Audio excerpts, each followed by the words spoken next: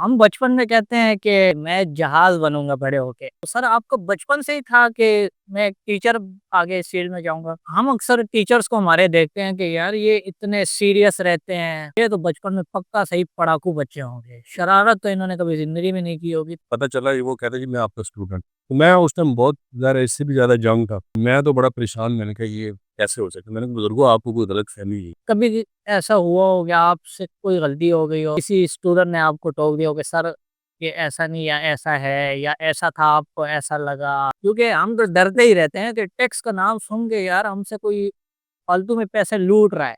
तो अगर मेरा कोई ज़ाती माल हो, उसमें मुझे कब टैक्स पे करना होता है या कौन-सी ऐसी सूरतें हैं जिसमें हमें बता के टैक्स हमसे दिया जाता है? एनुअल जो इनकम है ना वो 6 लाख रुपए तक अगर हो, तो उसके बाद उसके जो है टैक्स की स्लैब स्टार्ट है। यहाँ पे अमूमन मैंने देखा है कि लोग जो हैं वो गलत कर देते हैं या ज़ीरो-ज़ीरो करके वो फॉर्म तो फिल हो जाता है। लेकिन वो जो फॉर्म है उसके पीछे एक लॉ मौजूद है। उसका हर कॉलम जो है ना वो एक पीछे उसके पूरी साइंस है, पूरा लॉ है। तो इस वज़ह से वो टेक्निकल बंदे से कराना चाहिए ताकि वो उसको समझ के करे। तो ये है कि फॉर्म तो हो जाएगा वक़्ती तौर पे, लेकिन बाद में फिर नोटिसेस भी आते रहते हैं, मतलब तंग होता है बंदा। अस्सलाम वालेकुम दोस्तों, एक दफ़ा फिर मेरे पॉडकास्ट में आप सबको खुशामदीद। मैं हूँ मोहम्मद यूसुफ और आज मैं एक नई शख्सियत के साथ हाज़िर हूँ आपकी खिदमत में। मेरे साथ एक मेरे बहुत ही अज़ीज़ मोहतरम टीचर मौजूद है। उनके साथ हमारी गुफ्तगू होगी। शम्स रहमान साहब उनका नाम है। तो सबसे पहले अस्सलाम वालेकुम सर। वालेकुम सलाम। आपका खुशामदीद हमारे चैनल में आप और आए हमारे पॉडकास्ट में। जी, तो सर आपके जो टीचिंग के हवाले से तो मुझे पता है कि आप एक टीचर हैं, अपनी खिदमत अंजाम दे रहे हैं इस फील्ड में। लेकिन इसके अलावा आप अपने बारे में कुछ बताइए हमारी ऑडियंस को। बिस्मिल्लाहिर्रहमानिर्रहीम। अ, जैसा कि आपने इंट्रोडक्शन में बता दिया है कि मेरा जो बेसिक जो ताल्लुक है वो इसी शोबा जो है वो तालीम से है। तो तकरीबन अरसे 20 साल से मैं इस तालीम के शोबे से वाबस्ता हूँ। और मुख्तलिफ़ सतह पे मैंने यूनिवर्सिटी में, कॉलेजेस में, प्रोफ़ेशनल स्टडीज़ में, जैसे क्योंकि ये जो हमारी तालीम है, ये सारी कॉमर्स और बिज़नेस के रिलेटेड है। तो मेरा जो सब्जेक्ट है वो अकाउंटिंग है। अकाउंटिंग की भी फिर आगे टाइप्स होती हैं। तो ज़्यादा जो मेरा फ़ोकस रहा है वो टैक्स के अंदर रहा है। जी, तो वो भी एक अकाउंटिंग की फ़ील्ड है। जी। उसके अलावा जो कॉर्पोरेट लॉ है, क्योंकि मैं एक लॉयर भी हूँ और एलएलबी क्वालिफ़ाइड और बाकायदा जो है वो, तो तकरीबन इतनी अरसे से मैं जो है वो कंसल्टेंसी भी करता हूँ और बिज़नेस रजिस्ट्रेशन, कंपनी, एनजीओज़, इनको डिफरेंट डील पर तालीम के शोबे के साथ-साथ इन तमाम चीज़ों में जो है वो एक वसी तजुर्बा मेरा। तो ये मेरा एक छोटा-सा तारुफ़ है। उसके अलावा छोटा-मोटा कुछ सोशल वर्क भी कर लेते हैं। तो एक छोटी-सी ऑर्गनाइज़ेशन है यहाँ पे, तो सोशल वेलफेयर से रजिस्टर्ड है। तो उसके साथ भी थोड़ी-सी वाबस्तगी है। तो वो भी मुख्तलिफ़ लोगों को जो है वो पेशेंट वेलफेयर सोसाइटी की मदद से, तो उसमें जो है वो थोड़ी बहुत हमारी खिदमत जो है चाहिए। तो आपके टैक्स का जो आपके फील्ड है उस बारे में चले हम बाद में बात करेंगे। सबसे पहले मैं आपसे उस फील्ड में पूछूँगा जो है जिसका मेरा आपके साथ जिसके थ्रू वास्ता है। जी। तो सर मुझे ये बताएँगे हम बचपन में कहते हैं कि हमारे बचपन भी था एक कि मैं जहाज़ बनूँगा बड़े होके। मतलब हम पायलट नहीं कहते थे, हम कहते मैं बड़ा होके जहाज़ बनूँगा। कोई कहता मैं आर्मी में जाऊँगा, मैं पुलिस वाला बनूँगा। तो सर आपको बचपन से ही था कि मैं एक टीचर आगे इस फील्ड में जाऊँगा? जी, इस तरह से है कि ये मेरे को के जो सगे मामू थे, वो इसी शोबे से वाबस्ता थे। ठीक है। और अकाउंटिंग। नहीं, तालीम के वजह से। तो वो बेसिकली उनका सब्जेक्ट तो खैर मैथ्स था और बहुत बड़ा नाम था, फैज़ नाम था उनका। अच्छा। और वो सदारती अवार्ड याफ़्ता और काफ़ी मतलब नामी-गिरामी, जो लोग मैथमेटिक्स से रिलेटेड हैं वो जानते होंगे। जितने भी इस टाइम कदर यूनिवर्सिटी में या कॉमसर्ट्स के जो इस टाइम लेक्चर हैं, हमारे डॉक्टर जुनैद जैदी साहब, वो भी उनके स्टूडेंट्स में से। वाह! तो इस बात से आप अंदाज़ा लगा सकते हैं कि वो कितने काफ़ी आगे जी, चले जी। ये। तो वो असगर माल कॉलेज गवर्नमेंट का जो है वहाँ पे वो प्रोफ़ेसर था। तो बचपन में क्योंकि हम उनको देखते थे, फ़ॉलो करते थे, तो इस वजह से एक तो वो था। दूसरा चीज़ों को एक्सप्लेन करना मुझे बड़ा अच्छा लगता है। लेकिन जो ज़्यादा मुझे था शौक, वो ये था कि चीज़ों को समझना और समझ के फिर एक्सप्लेन करना है, ये मेरे लिए थोड़ा-सा वो था। फिर आगे अल्लाह ताला ने दोस्त भी अच्छे दे दिए, असातिज़ा इकराम जो थे अल्लाह ताला उनको अगर वो हयात हैं सारे, तो उनको खुश रखे। जो इस दुनिया से चले गए, उनको करवट-करवट जन्नत अता फरमाए अल्लाह ताला। क्योंकि उसमें जो इदारा होता है ना आपका, एजुकेशनल जो इंस्टीट्यूशन होता है जहाँ से आप बनते हैं, उसका बड़ा किरदार होता है। तो मेरी ये खुशकिस्मती है कि जो एशिया का सबसे बड़ा इदारा है कॉमर्स का इस हवाले से, जो पार्टीशन से पहले का था इदारा है, तो वो अब भी है और वो पंजाब यूनिवर्सिटी में कॉमर्स का डिपार्टमेंट है। तो जब मैंने इंटर किया, तो वहाँ पे मेरा खुशकिस्मती से दाखिला हो गया मेरिट पे और उस वजह से मुझे वहाँ पे बहुत कुछ सीखने को मिला। तो वो उसका नाम है हेली कॉलेज। ये एक मशहूर इदारा है, सारे व्यूअर्स को भी पता होगा। उसमें 2-3 जो बड़े इदारे हैं उनमें नाम आता है। जैसे प्राइवेट सेक्टर में आपको पता है लम्स है या इस तरह से आईबीए कराची का नाम है। तो बिल्कुल ऐसे ही ये हेली कॉलेज जो है कॉमर्स का एक कदीम इदारा है और इसमें बड़े-बड़े लोग पढ़े हुए हैं। मतलब इसमें हमारी जो ओल्ड एलियन एसोसिएशन है उसमें, ये हमारे इवन के जो अभी करंट हमारे फाइनेंस मिनिस्टर हैं, इसहाक डार साहब, ये भी हेलियन हैं पुराने और भी बहुत सारे इसमें नाम है। तो ये मेरा एक तारुफ़ है। फिर वहाँ से मैंने ग्रेजुएशन किया और फिर आगे जो है वो सिलसिला इसी तरह चलता रहा। तो साथ-साथ फिर टीचिंग में इस तरह आया कि शुरू में ज़ाहिर है कि इंसान, ये भी एक हकीकत है कि वो ट्यूशनिंग से शुरू करता है। तो वहाँ से फिर एक ज़्यादा ही शौक पड़ गया। फिर आप तो अभी इस तरह से वो आते गया। तो सर, हम अक्सर टीचर्स को हमारे देखते हैं कि यार ये इतने सीरियस रहते हैं, तो ये तो बचपन में पक्का सही पढ़ाकू बच्चे होंगे। शरारत तो इन्होंने कभी ज़िंदगी में नहीं की होगी, तो आप कैसे थे नहीं, मैं ऐसा बिल्कुल भी नहीं था, मैं तो बहुत शरारती था। इवन कि हमारे अगर दोस्त देख रहे हैं पुराने, तो वो उनको पता है कि ये जो हमारी है ना पंजाब यूनिवर्सिटी में हमारी जब थी क्लास के जी। जो सारे क्लासेस, तो हमारा एक वो ग्रुप होता था, बाकायदा शाइनिंग स्टार के नाम से। चलिए, तो वो पूरी शरारतों में पूरी तरह था। एक गैंग था आप तो लोग। गैंग था पूरा और तो पूरी जो है ना वो अक्सर जो है ना वो होती थी कि बल्कि इवन कि वो एक दफ़ा ऐसे हुआ कि मुझे मामू के घर भेजा गया कि भाई जनाब आप जाएँ और वहाँ पे कुछ सीखेंगे, उनके बच्चों से कुछ सीखेंगे। तो वो तकरीबन 2 महीने बाद उन्होंने मुझे वापस भेज दिया, कि ये ना हो कि हमारे बच्चे भी इसको देख। सर, आपकी ज़िंदगी में आपके टीचिंग के टाइम पे कोई ऐसा एक आध वाक़या आया हो कि आपको अपने टीचर होने पे मतलब फ़ख्र महसूस हुआ हो कि यार मैं इस फ़ील्ड में हूँ, बड़ी फ़ख्र की बात है मेरे लिए। जी, अच्छा। कई दफ़ा ऐसे हुआ कि कोई मुख्तलिफ़ जगहों पर हम जाते हैं और इवन कि ऐसे हुआ कि मैं कुछ अरसा तकरीबन हो गया होगा, 2005 से 8 तक ना मैं एक वर्ल्ड बैंक का आया था, प्रोजेक्ट था। तो उसमें ये अकाउंटिंग की ना जितने भी हमारे गवर्नमेंट डिपार्टमेंट है, इनमें ट्रेनर्स होते थे। जी। तो उसमें बहुत सारे सीनियर लोग भी बैच में, वो प्रमोशन के लिए कोर्स होता था ना, उसको पिटफा कहते हैं। उसमें मैंने पढ़ाया अकाउंट। तो उसमें मेरे काफ़ी सारे वहाँ पे सीनियर बंदे भी बन गए स्टूडेंट। तो एक दफ़ा मैं गया तो वो जो मैनेजर था या जो वहाँ का वो किसी शोबे में गया वहाँ पे काम पे। तो वो खड़ा हो के ना, वो बुज़ुर्ग सा आदमी था, तो मुझे बड़ा शर्मिंदगी हुई, तो मुझे देख के खड़ा हो गया। तो वो बहरहाल पता चला कि वो कहता जी मैं आपका स्टूडेंट। तो मैं उस टाइम बहुत ज़्यादा, इससे भी ज़्यादा यंग था। तो मैं तो बड़ा परेशान, मैंने कहा ये कैसे हो सकता है? मैंने कहा बुज़ुर्गों आपको कोई गलतफ़हमी हुई है। जी कहते नहीं, नहीं बिल्कुल आप 2005-4 में आप जब स्टार्ट में आए थे टीचिंग पे, तो मैं आपका स्टूडेंट रहा हूँ और उस प्रमोशन की वज़ह से जो है ना, तो मुझे बड़ा एक फ़ख्र महसूस हुआ। मैंने कहा चलो जी एक इज़्ज़त है टीचर की क्या बात! और एक मुकाम जो है वो मिला अल्लाह ताला ने दिया है। और ये मैंने ज़्यादातर सिर्फ़ इस टीचिंग के शोबे में देखा है, जितनी इतनी रिस्पेक्ट दी जाती है जी, अपने उस्ताद को, बाकी तो किसी फ़ील्ड में मतलब जी। होता नहीं है। सर, ज़ाहिर-सी बात है हम इंसान हैं, आप भी इंसान हैं, हम इंसान हैं, इंसान से गलतियाँ होती रहती है, पता के पुतले हम। तो कभी ऐसा हुआ हो कि आपसे कोई गलती हो गई हो, आपकी गलतफ़हमी हो गई हो, तो किसी स्टूडेंट ने आपको टोक दिया हो कि सर ये ऐसा नहीं या ऐसा है या ऐसा था आपको ऐसा लगा, ऐसा जी, हुआ है कभी कोई? जी, कई दफ़ा तो फिर वही आपका ऐस क्या रिएक्शन? मेरा तो ये होता है ना कि भई इसमें अगर आप गलती में हैं, तो इसमें आप पढ़ाने की या कोई और ज़िंदगी में कोई ऐसी गलतियों को पूछ रहे हैं जो जो हो जाती नहीं चाहिए टीचिंग के हवाले से? ट्यूशन स्टूडेंट और टीचर लाइक कोई कहता है ना ये छोटा है और मुझे सिखा रहा है कि भाई हाँ, नहीं मैंने अड़ जाते हैं थोड़ा। हाँ, नहीं, नहीं ऐसा कभी नहीं हुआ। बल्कि इवन कि ये होता है समटाइम हो जाता है, गलती भी हो जाती है इंसान। उसमें मैं फाउंडेशन यूनिवर्सिटी पढ़ाता था तो वहाँ पे एक दफ़ा ऐसे हुआ मेरे मैं लिख रहा था कुछ चीज़, तो वो इवन कि सम टाइम हो जाता है, जल्दी में इंसान लिखता है तो वो कुछ स्पेलिंग वगैरह गलत कर पाई। ऐस वो एक स्टूडेंट ने कहा सर तो ये करेक्ट स्पेलिंग ये है, ये वो। तो बिल्कुल वेरी गुड यार, बहुत अच्छा है। मैं तो कह रहा है इसमें कोई ऐसा वो तो व्यूअर्स अब बढ़ते हैं अपने एक सेगमेंट की तरफ।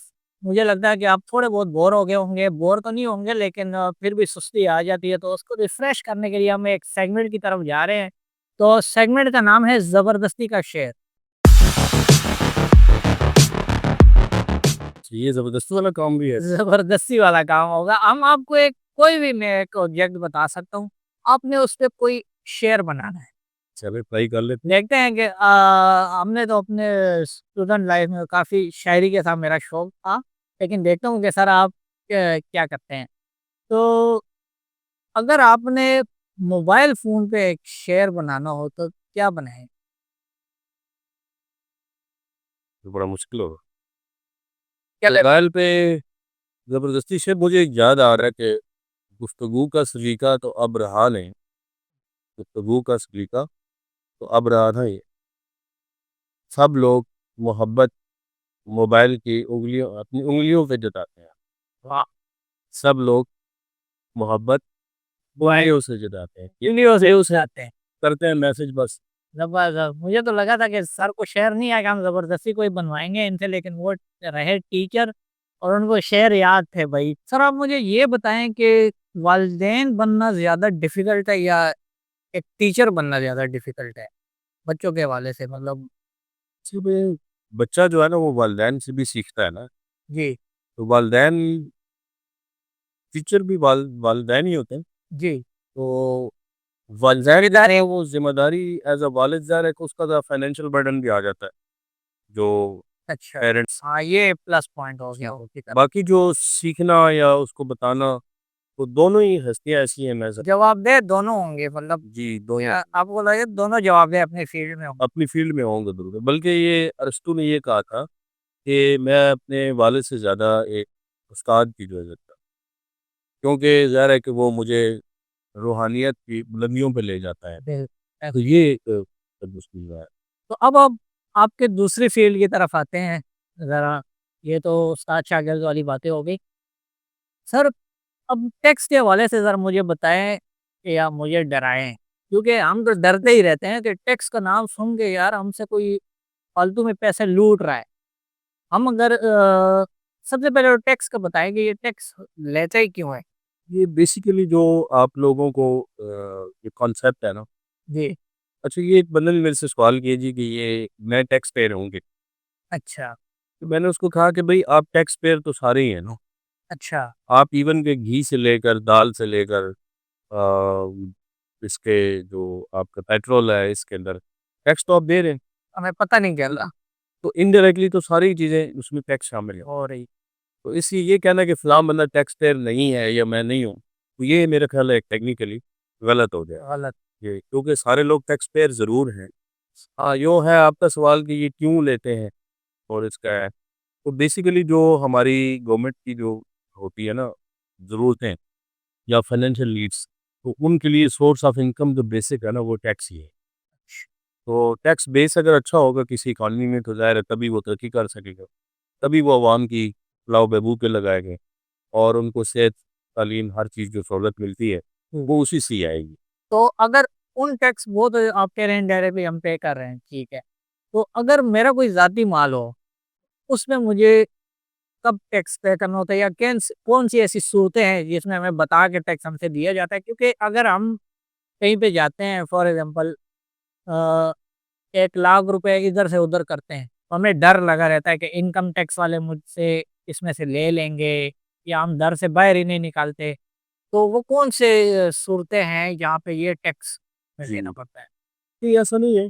ये एक थोड़ी-सी गलतफ़हमी क्या लोगों की हमारा डर ये था ये इसमें ये होता है कि जो आपकी स्टेटस है पहले ये देखा जाता है कि आप इंडिविजुअल अगर हैं, फ़र्द वाहिद में हैं, तो वो आपकी हैसियत सैलरीड पर्सन की है या एक बिज़नेसमैन की है या अदर देन सैलरी का है। तो तनख्वाहदार हो या दूसरा हो, उसमें जो एनुअल जो इनकम है ना उसकी, वो 6 लाख रुपए तक अगर हो, तो उसके बाद उसके जो है टैक्स की स्लैब स्टार्ट है। अच्छा, मिसाल के तौर पे एक बंदा उसका प्रॉफ़िट अगर सालाना, तो ये पहली बात है कि ये जो इनकम टैक्स है ये सालाना हम गोशवारा इसका जो है वो फ़ाइल करते हैं। पहले ये मैनुअल होता था और अब जो है वो ऑनलाइन होता है। तो ये थोड़ा-सा आ गया, आज ईज़ी हो गया है थोड़ा। लेकिन ये थोड़ा टेक्निकल है, कई लोग खुद भी इसको ट्राई करते हैं। तो ऐसा भी नहीं है कि ये इतना आसान है, थोड़ा-सा इसमें लॉ इन्वॉल्व है, फिर अकाउंटिंग इन्वॉल्व है, तो ये टेक्निकल चीज़। ठीक है सर। तो ये यहाँ पे मेरे पास सवालात है जो काफ़ी लोगों के ज़हन में हैं और उनको इनके जवाबात चाहिए, तो इंशाल्लाह आपकी तरफ से उनको जवाब मिलेंगे। तो मुझे ये बताइए कि फाइलर, नॉन फाइलर और लेट फाइलर ये क्या चीज़ें हैं? ये टर्म जो है ना वो कुछ अर्सा पहले, यानी कि तकरीबन 8-10 साल से ये मार्केट में फाइलर और नॉन फाइलर की चल रही है। उससे पहले नहीं था? उससे पहले नहीं। अच्छा, उससे पहले पाकिस्तान में नहीं था या नहीं, इधर पाकिस्तान, पाकिस्तान में नहीं था? जी। जो पाकिस्तान का लॉ था वो 2001 से पहले एक और लॉ था, उसको हम 1979 का या 1979 का लॉ कहते हैं टैक्स का। उसके बाद 2001 में ये ऑर्डिनेंस के तौर पे ना कुछ चीज़ें उसमें से चेंज होके आ गई, कुछ वही चल रही हैं, आइन कुछ की वही। तरह मतलब कुछ जी, ये लॉ है ना, आइन के अंडर बहुत सारे लॉज़ चल रहे होते हैं, तो ये एक लॉ है। जी, तो इसका जो मेन थीम था वो ये था कि भई आप रजिस्टर्ड हो टैक्स पेयर के तौर पे, तो आप अपना एनटीएन ले लें। एनटीएन होता है नेशनल टैक्स नंबर, कि जब आप रजिस्टर्ड होते हैं, जैसे आईडी कार्ड नंबर आपको जारी होता है ना नादरा से, तो इसी तरह से आप जब टैक्स डिपार्टमेंट में अपने आप को रजिस्टर करवा लेते हैं, तो आपको एक नंबर जारी हो जाता है। तो पहले एक कार्ड होता था बाकायदा बड़ा खूबसूरत सा, और वो बाकायदा आपको अलग एक मिलती थी, सर्टिफ़िकेट मिलता था, कि जी आप एनटीएन होल्डर हो गए। अब तो खैर ऑनलाइन आ जाता है। तो उसमें ये था कि वो एनटीएन काफ़ी होता था, कि अगर आपने कहीं कोई ट्रैवल करना है या कुछ ज़रूरत है, तो बस एनटीएन नंबर होना ज़रूरी था। उसमें ये वाला चक्कर नहीं था, फाइलर वाला था। ये बात मुझे जब इंट्रोड्यूस हुआ तो इसका मतलब ये था कि ये जो लोग सालाना अपना जो गोशवारा है, जिसको हम डिटेल्स कहते हैं, अपनी जो इनकम की डिटेल्स हैं, वो आपकी एसेट्स की डिटेल्स हैं, तो ये हर साल अपडेट करनी पड़ती है। तो इसका इंडिविजुअल के लिए जो डेट है ना वो, क्योंकि ये फाइनेंशियल ईयर हमारा चलता है पाकिस्तान का जुलाई से जून तक। तो जब जून एंड होता है तो उसके बाद 3 महीने दिए जाते हैं टेक्निकली, और वो 3 महीनों के अंदर फिर आपको फॉर्म हर साल नया आ जाता है और वो अब ऑनलाइन जमा होता है। तो जो आदमी सालाना अपना गोशवारा या अपना जो फॉर्म है, वो अपडेट कर रहा है, ठीक है? तो वो एक एक्टिव टैक्स पेयर की लिस्ट है, उसमें वो उसका नाम डाल देते हैं टैक्स डिपार्टमेंट वाले ना। इस तरह से वो फाइलर कहलाता है, ठीक है? और जो लोग नहीं करते, 1 साल आपने किया, नहीं किया, तो फिर वो फाइलर वाली लिस्ट से निकल जाता है, वो नॉन फाइलर होगा। नॉन फाइलर होगा। जी। और लेट फाइलर? जी, लेट फाइलर का अभी कॉन्सेप्ट आया पिछले साल से। अच्छा, पहले तो ये 2 ही चल रहे थे। अब इन्होंने कहा कि ये प्रॉपर्टी के लिए ज़्यादा इस्तेमाल होता है, और उसमें ये है कि वो जब आपका गोशवारा लेट हो जाए, जो विदिन टाइम पीरियड आप उसकी गिवन डेट है ना, जी। तो वो अमूमन तो सितंबर होती है 30th, और वैसे जो एक्सटेंड हो जाए तो फिर वही डेट आपकी होती है जो वो मेंशन करते हैं, अमूमन एक्सटेंड हो जाती है। तो हर साल सितंबर की 30 तारीख वैसे इंडिविजुअल की होती है। तो उसके अंदर अगर आपका वो गोशवारा जमा हुआ तो फिर तो आपका ऑटोमेटिकली अपडेट हो जाएगा, और अगर ना हुआ, ठीक है, उसके बाद आप करें, तो वो पिछले साल का गोशवारा या फॉर्म तो आपने देना है, तो वो फिर आप लेट फाइलर की कैटेगरी में आ जाए। अच्छा। हो जाएँगे आप फाइलर, लेकिन वो लेट फाइलर हो गए। अब आपने फाइलर के इतने ज़्यादा फ़ायदे बताए हैं कि एक फाइलर बनते हैं तो आपके लिए कितनी आसानियाँ हो सकती है। तो अब फाइलर कैसे बन एक बंदा बनना चाहे फाइलर, तो उसको क्या करना पड़ेगा? बेहतर तो यही है कि वो सबसे पहले तो एक किसी कंसल्टेंट या किसी अच्छा जो टैक्स को समझने वाला बंदा है, उससे राब्ता करें। पहला मशवरा तो मेरा ये है। दूसरा ये है कि वो अपनी जो इनकम है या जो टैक्स ईयर है उसका, टाइम पीरियड जो उसने गुज़ारा है, उसका जितना भी अपने सालाना हिसाब है ना, वो सारा ठीक अपना पुट करे। यहाँ पे अमूमन मैंने देखा है कि लोग जो हैं वो गलत कर देते हैं, या ज़ीरो-ज़ीरो करके वो फॉर्म तो फिल हो जाता है, लेकिन वो जो फॉर्म है उसके पीछे एक लॉ मौजूद है। उसका हर कॉलम जो है ना वो एक पीछे उसके पूरी साइंस है, पूरा लॉ है, ठीक है?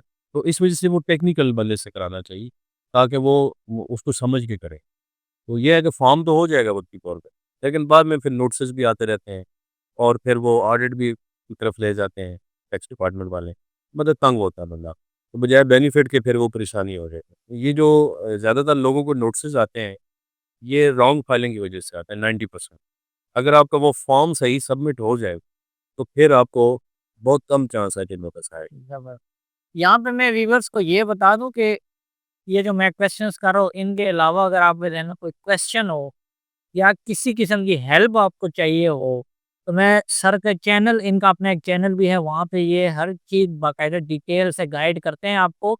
इनका नंबर इनके चैनल पर भी मौजूद है और मैं अपनी वीडियो के डिस्क्रिप्शन में इनके चैनल का लिंक भी दे दूँगा और इनका नंबर भी मैं मेंशन कर दूँगा, तो आप इनसे डायरेक्ट भी कॉन्टैक्ट कर सकते हैं।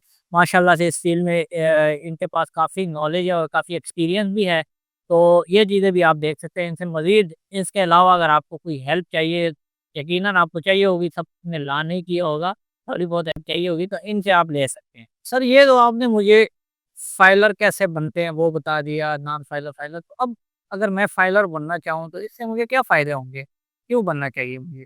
देखिए जी, इसमें तो काफ़ी सारे बेनिफिट्स हैं ना। अच्छा, उसमें सबसे पहला जो है वो ये है कि आप अगर प्रॉपर्टी को खरीदते हैं या बेचते हैं, तो इसमें एक शिक है 236 के या सी होती है ना, उसमें जब आप बेच रहे होते हैं तो 236 सी फॉलो करना पड़ता है, उसको तहत आपको टैक्स लगता है और उसमें फाइलर को जो है वो 3% पे वो करते हैं। अच्छा, यानी कि फाइलर के होते हुए आप अगर फाइलर हो जाते हैं तो आपका जो इनकम टैक्स का रेट है वो 3% 3% आपका होगा और अगर एडवांस, नहीं हो तो फिर आपका 10% हो जाएगा। 10%? जी। तो आप इसको मिसाल से समझ लें कि अगर मिसाल के तौर पे आप 50 लाख का एक प्लॉट लेते हैं, हाँ, 50 लाख में आपको पता है आजकल क्या एक जी, छोटा-सा प्लॉट ही आएगा। कुछ ही नहीं आएगा। तो अब उसमें 50 लाख का अगर आप 10% करें, जी, तो आपको 5 लाख 5 लाख देने पड़ेंगे। इनकम टैक्स देना पड़ेगा। ये रजिस्ट्री के बाकी चार्जेज़ के अलावा है। 2-3% कमेटी की है या जो फीसें होती हैं ना, सिर्फ वो अलग, टैक्स है ये ये। टैक्स की बात है। और अगर आप उसमें फाइलर होके करेंगे तो आपको वही 3% आएगा। अब आप 50 लाख का 3% कर रहे हो, तो ज़बरदस्त। कितना डिफरेंस है। इसी वजह से जब आप लेट फाइलर होते हैं, जो हमने पहले डिस्कस किया है, उसमें 6% पे आ जाता है। तो एक रेगुलर को फ़ायदा भी है ना, कि अगर आप फाइलर हो रहे हैं और ऑनवर्ड आप आते जा रहे हैं रेगुलर, तो उस बंदे को 3% चार्ज होगा। तो ये एक अच्छा भी है कि वो बंदा रेगुलर दे रहा है, उसको फ़ायदा हो रहा है, अपने टैक्सेस को मेंटेन कर रहा है।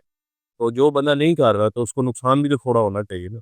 तो ये कॉन्सेप्ट उन्होंने वहाँ से। और ये इन बातों का मतलब मैंने खुद 3-4 प्लॉट लिए, बेचे, लेकिन मुझे इन बातों का पता ही नहीं था। तभी मुझे मैं बंडल-बंडल जो था वो टैक्स जमा करता हूँ और वो अक्सर मुझसे पूछते भी थे कि आप फाइलर? मैंने राइट। कहा फाइलर क्या होता है? तो समझ जाते थे कि ये नहीं है। तो मैं काफ़ी टैक्स देखे हैं, अब इसमें काफ़ी फ़ायदा है, आप फाइलर बन जाएँ और जो मज़ीद आप लाख में से कहाँ आप लाख रुपए टैक्स दे रहे हो, कहाँ आप 30,000 सिर्फ दे रहे हैं, तो काफ़ी डिफ़रेंस है। सर आप मुझे ये बताएँ कि टैक्स तो चलो हम देते हैं, लेकिन उसका जो कानून है, यहाँ पे ज़रूर होगा आपने टैक्स देना है, तो वो कौन-कौन से ऐसे एरियाज़ है जहाँ पे लागू होता है ये? जो हमारा आइन है ना, उसके तहत जो बाउंड्रीज़ हैं पाकिस्तान की, वो डिफाइंड है ना। तो जहाँ-जहाँ भी ये पाकिस्तान के ओवरऑल एरिया है, जी, प्रोविंसेस हैं, ठीक है, या सूबाई आ जाती हैं हुकूमतें, वफाकी आ जाती हैं। उसके अलावा कुछ ऐसे एरियाज़ में हैं जो सूबे में तो नहीं आते, लेकिन वफाक के अंडर चार्ज होता है।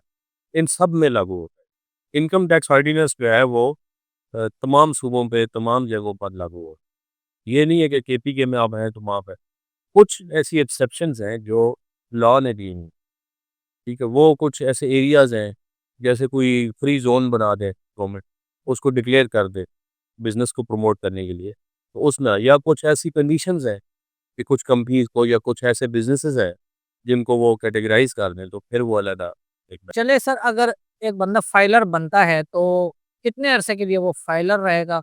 और ये जो उसका स्टेटस है, इसे कंटिन्यू करने के लिए, बरकरार रखने के लिए वो क्या करना पड़ेगा? देखिए एक ये एक सालाना चीज़ है ना, कि जब भी आप एनुअल अपना गोशवारा देंगे, जैसे मैंने पहले डेट बताई थी 30 सितंबर, तो वो या एक्सटेंडेड डेट आ जाए एफबीआर की तरफ से, तो उसके अंदर-अंदर आप अगर करते रहें, तो फिर आपका स्टेटस लगातार बरकरार रहेगा फाइलर के तौर पे। लेकिन अगर आप डेट गुजार दें और फिर ना रहें तो फिर वो फाइनल वाली लिस्ट से आपको निकाल दिया जाए। यानी कि आपको सालाना ये बरकरार रखना है, हर साल जो है वो आपको करना पड़ेगा। तो दोस्तों काफ़ी सीरियस बातें हो गई है। असल में ये जो सीरियस बातें ये भी बहुत काम की बातें हैं, हमारे और आपके काम आएँगी। तो अब एक सेगमेंट की तरफ बढ़ते हैं जिसका नाम है जितना जल्दी उतना सच। आपसे मैं रैपिड क्वेश्चंस पूछूँगा, जितना क्विकली आप जवाब देंगे उतना हमें लगेगा कि आप सच सच बोल रहे सच थे, बोल ये रहे हैं। क्राइटेरिया आपका ठीक हो गया। तो जितना जल्दी उतना सच। तो रेडी है सर आप? जी, जी, वो पसंदीदा मज़मून? टैक्स। एक्स।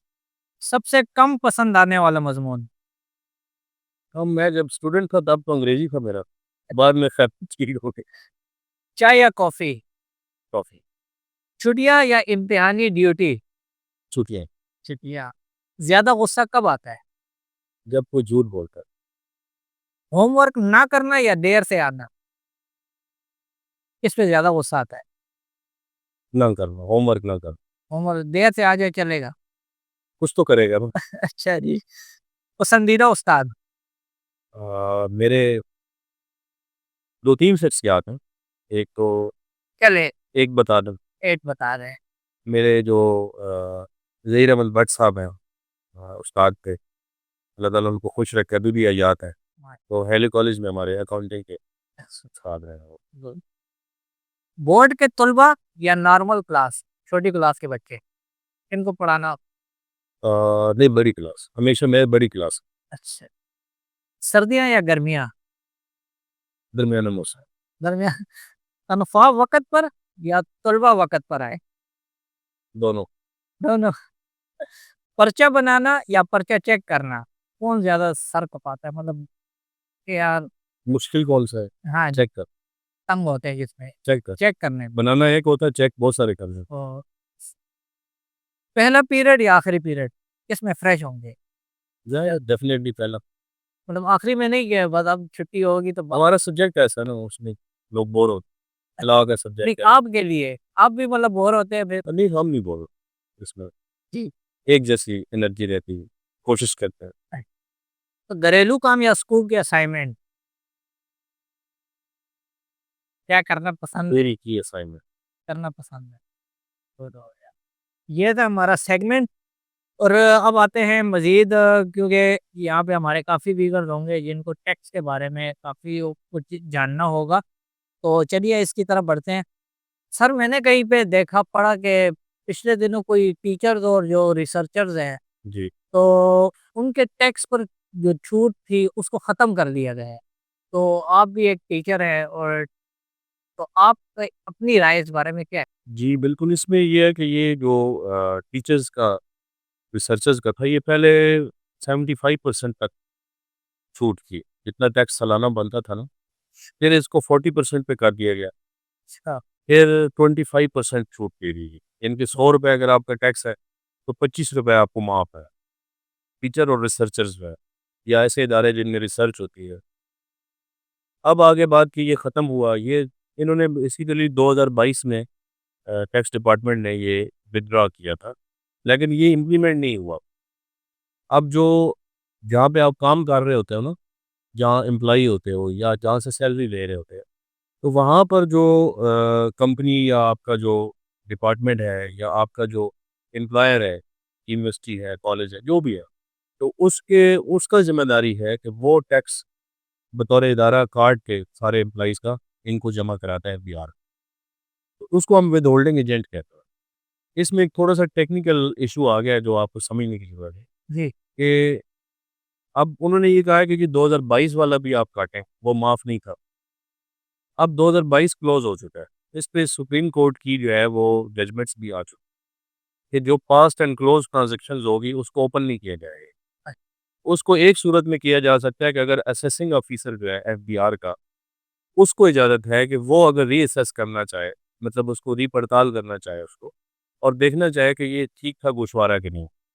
क्योंकि जो हमारा शिक नंबर या सेक्शन है 120, उसके तहत एक दफ़ा वो आपको ऑटो जनरेटेड आ जाता है, जी ठीक है, हमने जो आपने लिखा इस फॉर्म के अंदर वो हमने मान लिया है। मान अब वो असेसमेंट आपकी एक दफ़ा वंस हो गई है, अब मेरा जो ज़ाती ख्याल है वो ये है कि जो विद होल्डिंग एजेंट है वो पुराना टैक्स हमसे नहीं काट सकता, क्योंकि उसके पास पावर नहीं है ना लॉ की। हाँ, हाँ, असेसमेंट ऑफिसर उसको कहे तो फिर वो उसकी रीअसेस करे, तो शायद उसकी बात बन जाए, लेकिन पुरानी तो नहीं है। अब रहेगी बात कि जो 2025 का जो करंट ईयर चल रहा है, जो अभी ख़त्म नहीं हुआ ना, नेक्स्ट मंथ होगा, मई चल रहा है और जून में ये एंड होगा। तो इसके जो पिछले पीरियड के जो पैसे हैं या टैक्स के मद में आपने छूट दी है, हाँ, इसको विदहोल्डिंग एजेंट शायद कवर कर सर सकता है। ये थोड़ा-सा है। लेकिन पिछला जो है वो तो किसी सूरत भी मुझे नहीं लगता कि वो उनके लिए भी मुमकिन होगा। सर वापस आ जाते हैं अपने फाइलर की तरफ। तो आपने बताया कि कैसे बन सकता है, लेकिन अगर ठीक है, आपने कहा कागज़ात वगैरह, तो अब कौन-कौन से ऐसे कागज़ात हैं, कौन-कौन सी ऐसी चीज़ें हैं जो वो प्रोवाइड करेगा आपको फॉर एग्ज़ाम्पल, तो वो फाइलर बन सकता है? इसमें देखिए कोई भी किसी के पास जाएगा ना कंसल्टेंट के पास, तो उसको एक लिस्ट दी जाए। उस लिस्ट के तहत ये होगा कि जो उसका सोर्स ऑफ इनकम है, लेट्स सपोज़ कि वो सैलरीड पर्सन है। मतलब हर फील्ड का अलग-अलग। अलग-अलग, थोड़ी-सी रिक्वायरमेंट चेंज होती है ना। इसमें 2 फॉर्म होते हैं, मैं आपको ये बता दूँ। एक तो आपका सेक्शन 114 वाला जो फॉर्म है, जिसको फॉर्म 114 भी कहा जाता है। तो वो उसके अंदर जो है वो आपका सोर्स लिखा जाता है कि आप तनख्वाहदार हैं, आप बिज़नेसमैन हैं या आपका क्या सोर्स ऑफ इनकम है। तो जिस तरह का आपका सोर्स ऑफ इनकम है, उस तरह के सबूत चाहिए होगा, जी। ठीक है। साथ बैंक स्टेटमेंट से भी मैच करना होगा कि वो उसकी ट्रांज़ैक्शंस कैसे-कैसे हुई, ठीक है। फिर उनकी लिमिट क्या है, बिज़नेस में तो थोड़ा-सा ज़्यादा टेक्निकल हो जाता है। फिर उसने जो एक्सपेंसेस किए उनका रिकॉर्ड कहाँ पे है। तो इसमें सोर्स ऑफ इनकम देखा जाता है कि आपका सैलरीड पर्सन है, तो आपको सैलरी वाला सर्टिफ़िकेट चाहिए अपने एम्प्लॉयर का, जो साल पूरे में आपकी ग्रॉस पे थी ना, और उसपे टैक्स डिडक्शन सर्टिफ़िकेट आपको मिला है, तो उसका चाहिए सर्टिफ़िकेट कि वाक़ई उसने काट के जमा भी कराया है कि नहीं, ये बात भी है ना। तो एक तो ये है, अगर आप बिज़नेसमैन हैं तो फिर आपको अपनी बैंक स्टेटमेंट और बाकी चीज़ें, तो आप तो पूरी फाइनेंशियल स्टेटमेंट्स बनेगी। तो जो भी सोर्स होगा, उसके मुताबिक आपका 114 जो फॉर्म है वो फिल किया जाएगा। उसके बाद फिर जो आपके आ जाते हैं पर्सनल एसेट्स, तो उसमें 116 है, जो फॉर्म है, वो आपका फिल होगा।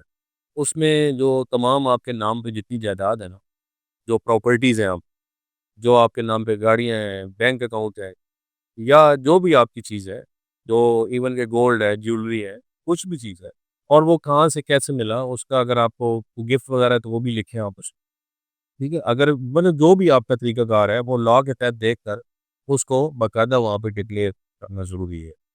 तो क्योंकि बाज़ का ऐसा होता है कि कुछ लोग छोड़ देते हैं, तो जी मेरे 2 प्लाट लिखें, 3 ना लिखें, या 1 छोड़ दें जी ये मेरा नहीं शो करना।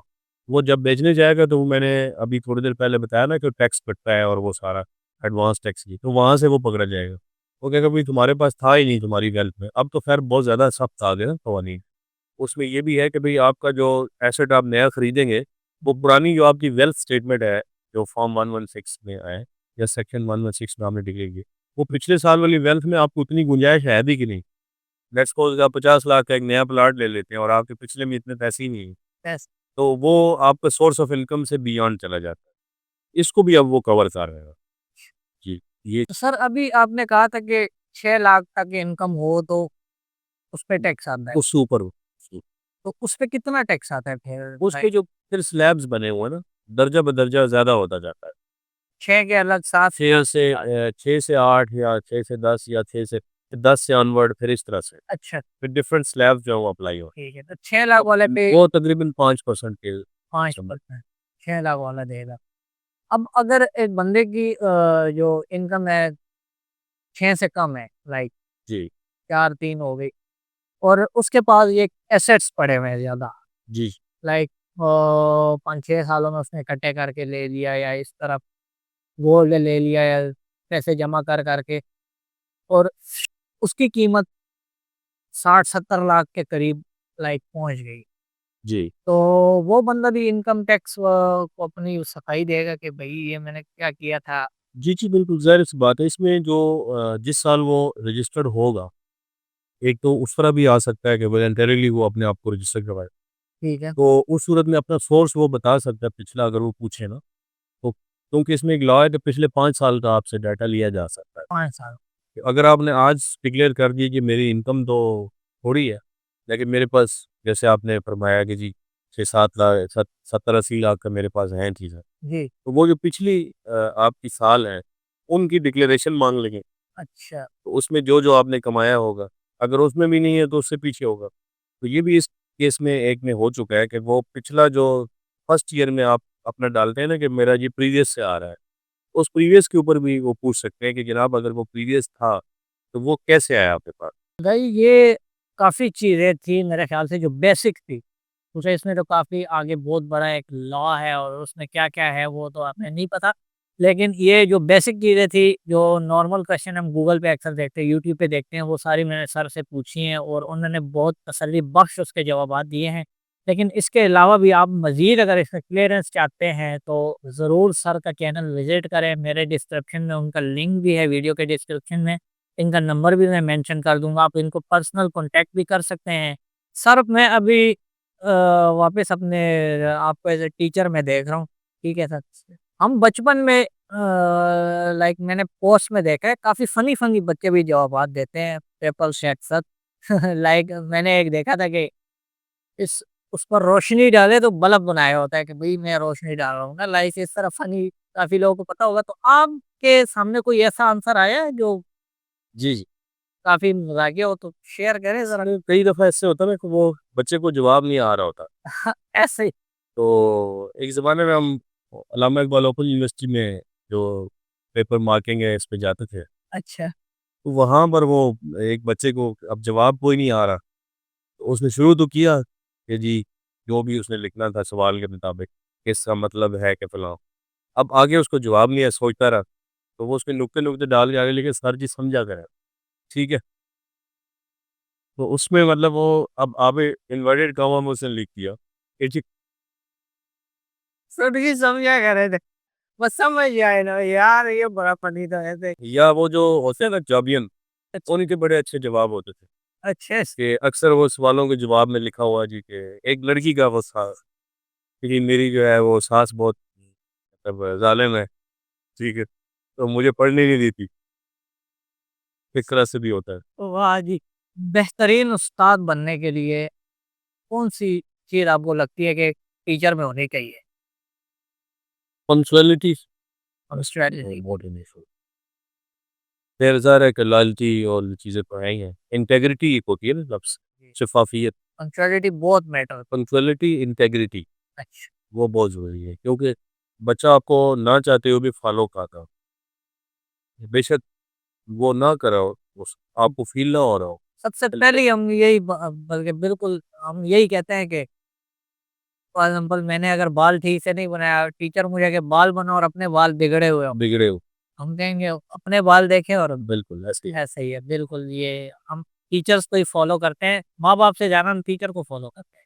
जी, ऐसे क्योंकि घर में तो हर तरह के हालात आ सकते हैं, गम, खुशी और हालत कैसी भी हो सकती है, लेकिन टीचर को ज़्यादा हम फ़ॉलो करते हैं। ये बहुत ही इम्पोर्टेंट क्वेश्चन है आज के दौर के लिए। एज़ अ टीचर मतलब आप इसका बेहतरीन आंसर दे सकेंगे?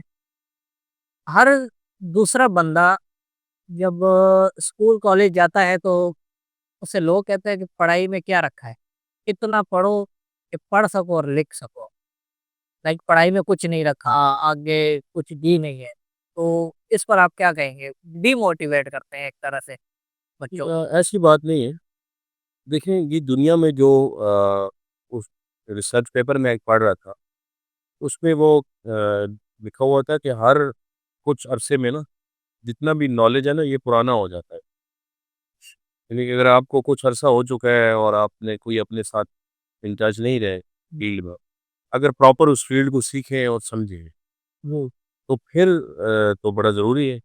अब आप देखें ना आज जो ये बिल गेट्स की अगर आप मिसाल लें, तो कितनी एज होगी उनकी? बहुत ऐसे अराउंड अबाउट 70 तो हो पॉइंट ही अराउंड अबाउट होगी ना? ऐसे आज भी वो 52 पर ईयर जो बुक्स नहीं मतलब हर हफ्ते में 1 बुक पढ़ते हैं। तो ये आप देखिए इस मतलब इस एज में या डिजिटल एज में भी बुक पढ़ रहे हैं बुक पढ़ रहे हैं ना, और स्टेप तो और वो डिजिटल बंदा जो मैंने आपको बताया वो इस नई दुनिया के लीडर्स में से एक है, जी, ठीक है ना? नहीं, तो माइक्रोसॉफ्ट के हवाले से आपको हुँ, पता है कि उसकी क्या बिल्कुल। इवन देन कि वो आज भी अपने नॉलेज को बेहतर करता है। तो हमारा या वेस्ट का थोड़ा-सा ये मैं समझता हूँ कि फ़र्क है, कि वहाँ पे ठीक है टेक्नोलॉजी आ गई, सब कुछ आ गया। लेकिन जो बुक के साथ ताल्लुक है ना उनका, वो किताब के साथ ताल्लुक जो है वो है।